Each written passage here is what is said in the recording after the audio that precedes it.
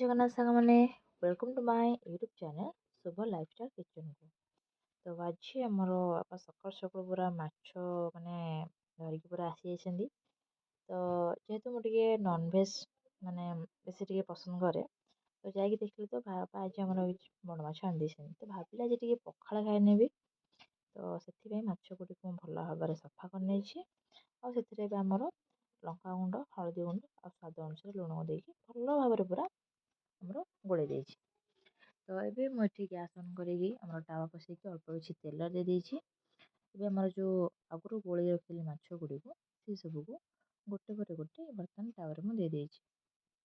ଆପଣମାନେ ଦେଖିପାରୁଥିବେ ଏବେ ମାଛ ଗୁଡ଼ିକୁ ଭଲ ଭାବରେ ଦେଇଦେଇଛି। ତ ଆମେ ଟିକେ ଗ୍ୟାସ୍କୁ ହାଇ ଫ୍ଲେମ୍ରେ ଟିକେ ରଖିଦେବା। ତ ଯେହେତୁ ଟିକେ ପଖାଳ ଖାଇବା, ତ ମାଛକୁ ଟିକେ ଭଲସେ ପୁରା କଡ଼ା କରିକି ଭାଜି ନେବା। ତ ଦେଖନ୍ତୁ ମାଛ ଗୁଡ଼ିକୁ ତ ମୁଁ ଦେଇଦେଇଛି। ଏବେ ତାକୁ ଟିକେ ଆମେ ଓଲଟେଇ ନେବା। ଦେଖନ୍ତୁ ଏବେ ମାଛ ତ ଗୋଟେ ପଟ ସାଇଡ଼୍ ଭଲ ଭାବରେ ହୋଇଯାଇଛି। ଏବେ ତାକୁ ଆର ଗୋଟେ ସାଇଡ଼୍ ଟିକେ ଓଲଟେଇ ନେବା, ଯେମିତିକି ଆମର ମାଛ ଭଜା ଟିକେ ଭଲ ଭାବରେ ହେଇଯିବ। ତ ଯେହେତୁ ଆଜି ଟିକେ ଇଚ୍ଛା ହେଇଛି ପଖାଳ ଖାଇବାକୁ, ତ ଭାବିଲି ମାଛ ସହିତ ପଖାଳ ଖାଇଦେବି। ଯେହେତୁ ବାପା ଏତେ ଗୁଡ଼ିଏ ମାଛ ଆଣିଥିଲେ, ତ ଭାବିଲି ମାଛ ଭଜା ପଖାଳ ଖାଇସାରିଲା ପରେ ଆମର ଲଞ୍ଚ ପାଇଁ ଟିକେ ମାଛ ଝୋଳ ମଧ୍ୟ କରିନେବି। ତ ଏବେ ଆପଣମାନେ ଦେଖିପାରୁଥିବେ ମାଛ ଗୁଡ଼ିକ ପୁରା ଭଲ ଭାବରେ ଆମର ଭାଜି ହୋଇଯାଇଛି। ଯେମିତିକି ଆମର ଆଜି ପଖାଳର ସହିତ ମାଛ ଭଜାଟା ପୁରା ଭଲ ଭାବରେ ଜମିଯିବ। ତ ଏହିପରି ଭାବରେ ମୁଁ ସବୁ ମାଛ ଗୁଡ଼ିକୁ ଗୋଟେ ପରେ ଗୋଟେ ଭଲ ଭାବରେ ଭାଜି ନେଇଛି।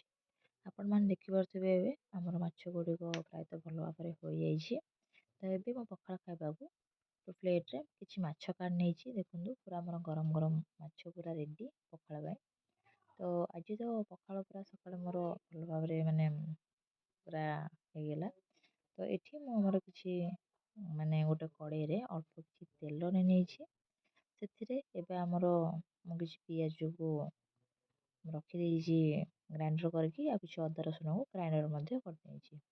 ତ ଏବେ ତେଲଟା ଆମର ତାତିଯିବା ପରେ ସେଥିରେ ମୁଁ ଏବେ ଆମର କିଛି ଗୋଟା ମସଲାକୁ ଦେଇଦେଇଛି। ଗୋଟା ମସଲାଟି ଆମର ଟିକେ ଭଲ ଭାବରେ ପାଚିଯିବା ପରେ ସେଥିରେ ମୁଁ ଏବେ ଆମର ଯେଉଁ ପିଆଜକୁ ଗ୍ରାଇଣ୍ଡର୍ କରିଥିଲି ତାକୁ ମୁଁ ଦେଇଦେଇଛି। ଦେଖନ୍ତୁ ମୁଁ ଏବେ ସେସବୁକୁ ଟିକେ ଭଲ ଭାବରେ କଷି ନେଉଛି ତେଲ ସହିତ। ତ ପିଆଜଟିକୁ ଆମେ ଟିକେ 3-4 ମିନିଟ୍ ଭଲ ଭାବରେ ଟିକେ ଆମର ଭାଜି ନେବା। ତ ସେଥିରେ ମୁଁ ଏବେ ଆମର ଅଦା ରସୁଣ ପେଷ୍ଟକୁ ଦେଇଦେଉଛି। ଦେଖନ୍ତୁ, ତ ଏବେ ଏସବୁକୁ ମୁଁ ଭଲ ଭାବରେ ପ୍ରାୟତଃ 5 ମିନିଟ୍ ଟିକେ ଭଲସେ କଷି ନେବି। ତ ଦେଖନ୍ତୁ ଏବେ ଆମର ମସଲାଟି ତ ପ୍ରାୟ ଭଲ ଭାବରେ କଷି ହେଇଯାଇଛି। ତ ଏବେ ଶେଷରେ ଆମେ ଦେବା ଆମର ମୁଁ ଆଗରୁ କିଛି କାଟିକି ରଖିଥିଲି କଟା ଟମାଟୋକୁ। ତ ଏବେ ଆମର ଏଇ ମସଲାଟି ଭଲ ଭାବରେ ତ କଷି ହେଇଯାଇଛି। ତ ସେଥିରେ ମୁଁ ଏବେ ଆମର ଦେବି କିଛି କଟା ଟମାଟୋ ଓ ଅଳ୍ପ କିଛି ଆମର ଲୁଣ, ଆଉ ଆମର ଅଳ୍ପ କିଛି ଲଙ୍କାଗୁଣ୍ଡ ଆଉ କିଛି ହଳଦୀ ଗୁଣ୍ଡ। ତ ଏଇସବୁକୁ ଭଲ ଭାବରେ ମୁଁ ଏବେ ମସଲା ସହିତ ଭଲ ଭାବରେ କଷି ନେଉଛି। ଆପଣମାନେ ଦେଖିପାରୁଥିବେ। ତ ଦେଖନ୍ତୁ ଏବେ ପ୍ରାୟତଃ ଆମର ମସଲାଟି ଟିକେ ଭଲ ଭାବରେ କଷି ହେଇଗଲାଣି, ଆପଣମାନେ ଦେଖିପାରୁଥିବେ। ତ ଏବେ ସେଥିରେ ମୁଁ ଆମର କିଛି ଗୁଣ୍ଡ ମସଲାକୁ ଦେଇଦେଉଛି। ଏବେ ସେଇସବୁକୁ ମୁଁ ଭଲ ଭାବରେ କଷି ନେଉଛି, ଆପଣମାନେ ଦେଖିପାରୁଥିବେ। ତ ଯେହେତୁ ଆଜି ମାଛ ଝୋଳ ହେବ, ତ ଆପଣଙ୍କ ହିସାବରେ ଆପଣଙ୍କୁ ଯେତିକି କ୍ୱାଣ୍ଟିଟି ଦରକାର ସେତିକି ପାଣି ହିଁ ଦେବେ। ତ ଏବେ ଦେଖନ୍ତୁ ଆମର ମସଲାଟି ପ୍ରାୟତଃ ଭଲ ଭାବରେ କଷି ହେଇଯାଇଛି। ତ ସେଥିରେ ମୁଁ ଏବେ ଆମର ଯେତିକି ମୋ ହିସାବରେ ଯେତିକି ଦରକାର ଥିଲା, ମୁଁ ସେତିକି ହିଁ ପାଣି ଦେଇଛି। ତ ଦେଖନ୍ତୁ ଆମର ତ ଭଲ ଭାବରେ ମସଲାଟା କଷି ହେଇଯାଇଛି। ତ ସେଥିରେ ମୁଁ ଏବେ ଆମର ଯେତିକି ଦରକାର ମାଛ ପାଇଁ, ତ ସେତିକି ମୁଁ ଏବେ ଆପଣମାନେ ଦେଖିପାରୁଥିବେ ମୁଁ ଆମର ଯେତିକି ଆବଶ୍ୟକ ଅନୁସାରେ ପାଣିକୁ ଦେଇଦେଇଛି। ଏବେ ତାକୁ ଟିକେ ମୁଁ 3-4 ମିନିଟ୍ ଆମର ଫୁଟିବା ପାଇଁ ଛାଡ଼ିଦେବି। ସେଥିରେ ମୁଁ ମଧ୍ୟ ଆମର ଆବଶ୍ୟକ ଅନୁସାରେ ଲୁଣକୁ ଦେଇଦେଇଛି। ଏବେ ଏଠି ଦେଖନ୍ତୁ ମୁଁ ଆମର ସବୁ ମାଛ ଗୁଡ଼ିକୁ ଭାଜିକି ରଖିଛି। ତ ଏବେ ଆମର ପାଣିଟି ଭଲ ଭାବରେ ତ ଫୁଟିଯାଇଛି।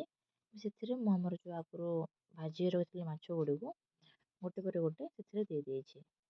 ମାଛ ଗୁଡ଼ିକୁ ସେଥିରେ ଦେଇ ସାରିଲା ପରେ ପ୍ରାୟତଃ ଗ୍ୟାସ୍କୁ ଟିକେ ହାଇ ଫ୍ଲେମ୍ କରିକି 5ରୁ 7 ମିନିଟ୍ ଟିକେ ଭଲ ଭାବରେ ତାକୁ ସିଝିବାକୁ ଟିକେ ଛାଡ଼ି ଦେଇଛି। ଯେହେତୁ ଆମର ମାଛ ଗୋଟେ ଭଜା ଥିଲା ତ ଆମର ଝୋଳ ଟିକେ ଭଲ ଭାବରେ ମିଶିଯିବ। ତ ଆପଣମାନେ ଦେଖିପାରୁଥିବେ ଏଠି ଆମର ତରକାରୀ ତ ପ୍ରାୟ ପୁରା ରେଡ଼ି ହେଇଗଲାଣି। ତ ଆଶା କରୁଛି ଆପଣମାନେ ସମସ୍ତଙ୍କୁ ମୋ ଭିଡ଼ିଓଟି ଭଲ ଲାଗୁଥିବ।